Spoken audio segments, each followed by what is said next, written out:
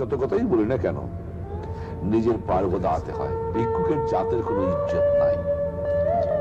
সেই জন্য নিজের পায়ে দাঁড়াবার জন্যই আজ বাংলাদেশের এই পরিবর্তন আমাকে করতে হয়েছে।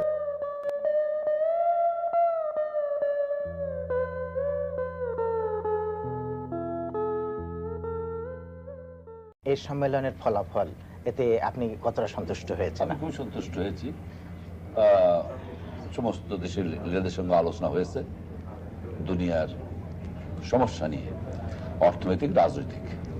তাতে একটা জিনিস দেখা গেছে যে নিজের মধ্যে আলোচনার মাধ্যমে আমরা বুঝতে পারি যে দেশের দুনিয়ার অবস্থাটা কি এবং তাতে কি কি স্টেপ ফিউচার আমরা নেবার পারি সেদিকে একটা নজর দেওয়া হয়েছে। আপনি অত্যন্ত জোরালো একটা বক্তৃতা দিয়েছিলেন বিশ্বের অর্থনৈতিক এবং বাণিজ্য ব্যবস্থার পরিবর্তনের জন্য। আমরা বিশেষভাবে ওর সম্বন্ধে একটু শুনতে আগ্রহী। ওর সম্বন্ধে শেষ পর্যন্ত যে সিদ্ধান্ত নেওয়া হয়েছে তাতে আপনি মোটামুটি সন্তুষ্ট হয়েছেন কিনা? মোটামুটি সন্তুষ্ট। সিদ্ধান্ত অলওয়েজ নেওয়া হয়, সিদ্ধান্ত সম্বন্ধে আমার আপত্তি নেই, আমি খুশি হয়েছি। কিন্তু ভবিষ্যতে কি পন্থা অবলম্বন করা হয় সেটার উপরে আমি দেখতেছি। যেভাবে মোটামুটি সিদ্ধান্তটা নেওয়া হয়েছে তাতে আপনি মনে করছেন ঠিক দিকে এগোচ্ছে? এগোবে, আশা করি এগোবে, কিন্তু বোঝা তো কষ্টকর। আমরা গরিব দেশ, আমরা ভালো কথা বললেও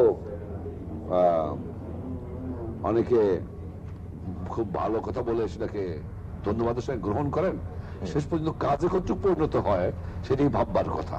তবে সবচেয়ে বড় জিনিস হলো কি, যে যত কথাই বলি না কেন, নিজের পায়ের উপর দাঁড়াতে হয়। ভিক্ষুকের জাতের কোনো ইজ্জত নাই।